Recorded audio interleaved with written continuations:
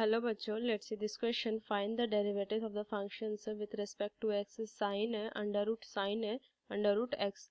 तो चलिए इस क्वेश्चन को सॉल्व करती हूँ. की कंसेप्ट अप्लाई करूँगी इस क्वेश्चन में. सो की कंसेप्ट में मैंने चेन रूल पढ़ा था. अगर मैं लिखूँ चेन रूल के बारे में, सो डी वाई अपॉन में d x which is equal to d y upon d u into d u upon में डी एक्स, ये चेन रूल होता है. तो चलिए इसको क्वेश्चन को सॉल्व करती हूँ.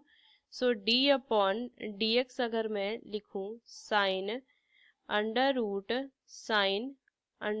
एक्स, ये दिया हुआ है. इसका डिफ्रेंशिएशन मुझे फाइंड करना है.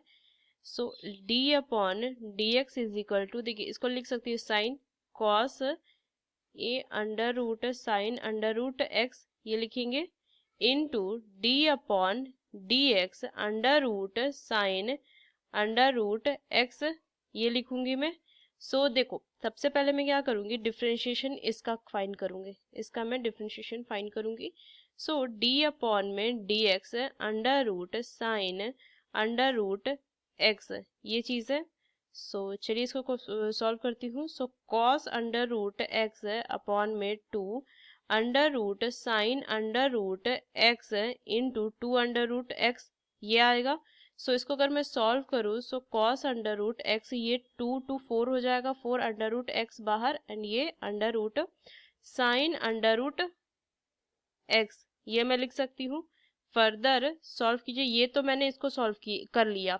अब ये वाला पार्ट को सॉल्व करेंगे. सो अगर मैं लिखूँ d upon d x cos under root sine under root x into cos under root x upon में four under root x into under root sine under root x, ये होगा.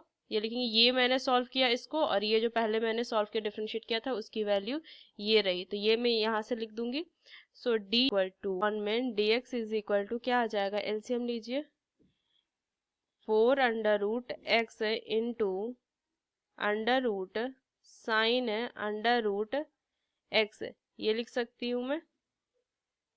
और यहाँ से अगर मैं ऊपर देखूँ, सो cos under root x into cos under root sine under root x, ये वैल्यू आ जाएगी. तो ये इसका फाइनल आंसर है. ये फाइनल आंसर है.